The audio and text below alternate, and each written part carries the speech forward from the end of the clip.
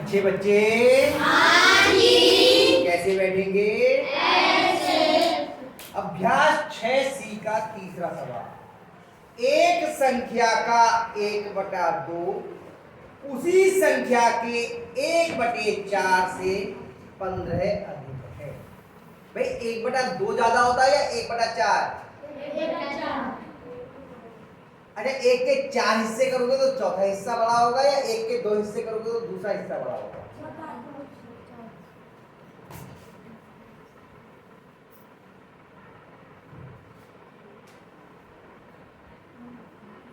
ये कितना है? 1/2 और ये है 1/4। अब बताओ जरा कौन सा बड़ा? दूसरा। 1/2 का मतलब हुआ किसी एक का हमने आधा कर दिया, 2 हिस्से कर दिए। 1/4 का मतलब हुआ एक के हमने 4 हिस्से कर दिए, तो 4 चौथा हिस्सा छोटा होगा, दूसरा हिस्सा बड़ा होगा, है ना? ये स्पष्ट हो जाना चाहिए। चलिए कोई बात नहीं, वैसे ही मैंने कहा बीच में थोड़े से बता दूं, कहीं ऐसा ना हो कि ये समझ में ना आता हो। अब वो कह रहे हैं किसी संख्या का 1/2 उसके 1/4 से कितना अधिक है? 15। तो भाई संख्या बताइए। तो माना वह संख्या बराबर x। इसका आधा, आधा का मतलब 1/2, 1/2 का मतलब आधा, यानी कि हो गया प्रश्नानुसार लिख देते हैं, प्रश्नानुसार। इसका 1/2 इसके 1/4 से 15 अधिक है। तो 1/2 में से अगर 1/4 घटा देंगे तो कितना आएगा? 15। तो मतलब है बड़े में से छोटा घटा दे तो अंतर कितना आ रहा है? 15। तो इसका 1/2 का मतलब क्या हुआ? x/2। इसमें से घटाना है x/4। 1/2 में से 1/4, 1 की x से गुणा करिए x आ गया, 1 की 4 से गुणा करी वो 4 की x से 1 की x से गुणा करी x आ गया। x/2 में से x/4 घटा दिया तो अंतर कितना है? 15। 15 अधिक है भाई। हमने कहा 4 3 से कितना अधिक है? 4 3 से कितना अधिक है? 1। अरे हमने कहा 6 जो है वो 2 से कितना अधिक है? क्या अगर 6 में से हमने 2 घटा दिया, बड़े में से छोटा घटा दिया तभी तो मान लिया कितना अधिक है। तो बड़ा है x/2 और छोटा है x/4। इसमें से इसको घटा दे तो ये कितना अधिक है इससे? 15। इसका अंतर कितना आ गया? तो ये जो वाक्य के रूप में लिखे, कथन के रूप में लिखे, इन्हें हमें समीकरण के रूप में लिखना। और ये सब बातें अगर समझ में नहीं आती होंगी जो मैं बोल रहा हूं तो गड़बड़ हो जाएगा। जैसे हमें ये मालूम होना चाहिए x/2 बड़ा है या x/4? कौन सा बड़ा? x/4 कौन बोला? x/2 बड़ा है, बताया था ना मैंने वहां पर। इसमें x के 2 हिस्से किए जा रहे हैं, इसमें x के 4 हिस्से किए जा रहे हैं, 4 भाग किए जा रहे हैं। तो x/2 जो है वो x/4 से कितना अधिक है? 15। तो x/2 में से x/4 घटाएंगे तो कितना आएगा? 15। ये मतलब अब हमें x का मान ज्ञात करना है, तो इसके लिए हम क्या करेंगे? बाएं पक्ष का हम लासा लेंगे। बाएं पक्ष का लासा किसका लेंगे? 2 और 4 का। 2 और 4 का लासा लेने के लिए पहले देखो कोई 2 से कटता है? दोनों ही कट रहे हैं। 2 एकम 2, 2 दूनी 4। फिर 2 से कट रहा है? 2 गुणा 2 ही तो लासा हुआ बराबर 4। इसका लासा कितना आ गया? 4। अब इससे इसको भाग देंगे। 2 से 4 को भाग दिया कितने बार गए? 2 दूनी 4। 2 बार गए, जितने बार गए उसकी 1 से गुणा कर दिया 2। 4 से 4 को भाग दिया कितने बार गया? 1।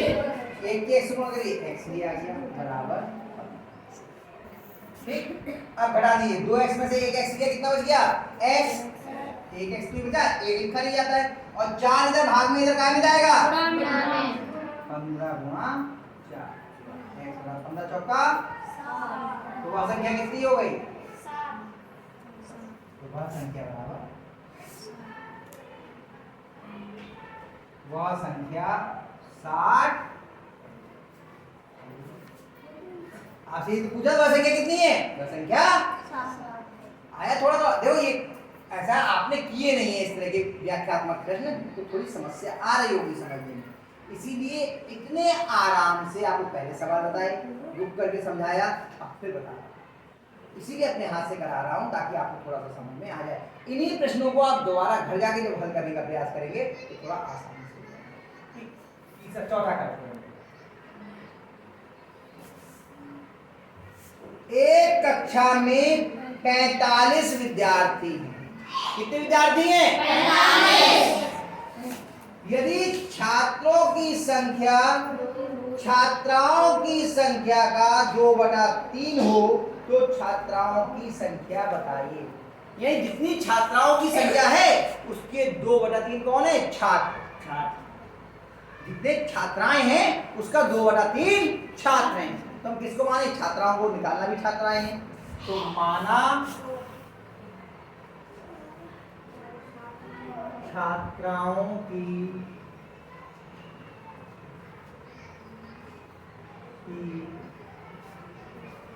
संख्या कितनी मान ले? बताओ क्या मान ले? 20 वाई। चलो वाई मान लेते हैं। कोई लगा बी बोला था, क्या बोला था? चलो वाई मान लेते हैं। छात्राओं की संख्या वाई हो गई, तो छात्रों की संख्या कितनी है? छात्राओं की संख्या की 2/3। छात्राओं की संख्या की 2/3, तो छात्रों की संख्या कितनी हो गई? छात्रों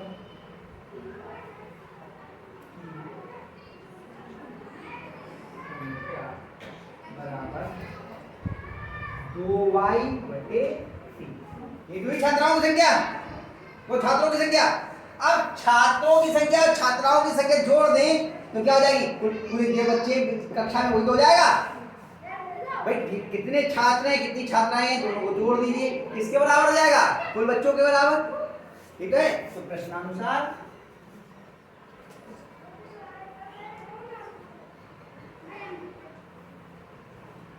जोड़ लीजिए।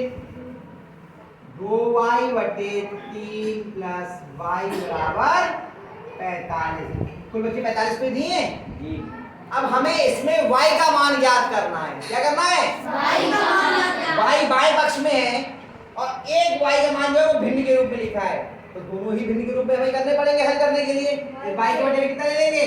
1। अब 3 और 1 का लासा कितना आएगा? 3। ये बताया है कि अगर दूसरा पद 1 हो तो जो दूसरा पद है वही लासा हो जाता है। 3 लासा हो गया। 3 से 3 को भाग दिया, कितने बार गए? 1। 3 का 3, तो 1 की 2y से गुणा करी तो 2y आ गया। धन 1 से 3 को भाग दिया, कितने बार गए? 3। 3 की y से गुणा करी 3y हो गया बराबर 45। इतने में कोई समस्या नहीं? चलो यहाँ कर देते हैं आगे सवाल, ऊपर के ऐसे छोड़ देते हैं। 2y और 3y जोड़े कितने हो गए? 5y बटे 3 बराबर 45। हमें y का मान निकालना है, तो 3 इधर भाग में तो काय में जाएगा? गुणा में। और 5 इधर गुणा में, इधर काय में जाएगा? में। तो y बराबर पहली लाइन, क्योंकि हमें मालूम भिन्न के रूप में आना है। हमें अगर मालूम है कि भिन्न के रूप में आना है तो पहले हम बटे की लाइन खींच लेंगे। और बटे की लाइन कैसे खींचती है? बराबर के बिल्कुल बीच से, ऊपर या नीचे नहीं खींचनी। ध्यान रखना, फिर कह रहा हूं, अगर हमें मालूम है कि इधर भिन्न के रूप में आना है तो पहले हम बटे की लाइन बनाएंगे और बटे की लाइन बराबर के चिन्ह के ठीक बीच में ऐसे खींचेंगे। आदेश बेटा तुम्हारी समझ में सब आ जाएगा, साथ साथ लिखोगे तो। हम यहाँ इशारा करके बता रहे हैं, आप अपनी कॉपी में व्यस्त हो। 45 और 3 यहाँ भाग में था, इधर काय में जाएगा? और 5 इधर गुणा में था, इधर काय में आ गया? अब देखो क्या कुछ कट रहा है? 5 से 45 कट रहा है। 5 एकम 5, 5 ने 45। हर में 1 रह गया, अब इसे सरल करने की आवश्यकता नहीं है। 9 तियां 12, कितना आ गया? 27। यानी कि छात्राओं की संख्या कितनी है? 27। अतः छात्राओं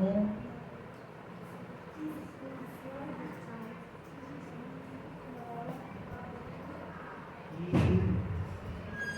संख्या कितनी है ये 27 है। अतः छात्राओं की संख्या 27 अंत में इस तरह से जरूर लिखेंगे, क्योंकि आपसे बाई का मान नहीं पूछा है, आपसे छात्राओं की संख्या पूछी है। तो जब भी इस तरह के व्याख्यात्मक प्रश्न आते हैं अंत में इस तरह से लिखना अच्छा रहता है। ठीक है, समझ में आ गया? तो इन दो सवालों को पहले उतारिए, फिर उसके बाद आगे के सवाल करेंगे और इनको अपने आप भी करना है। ठीक है।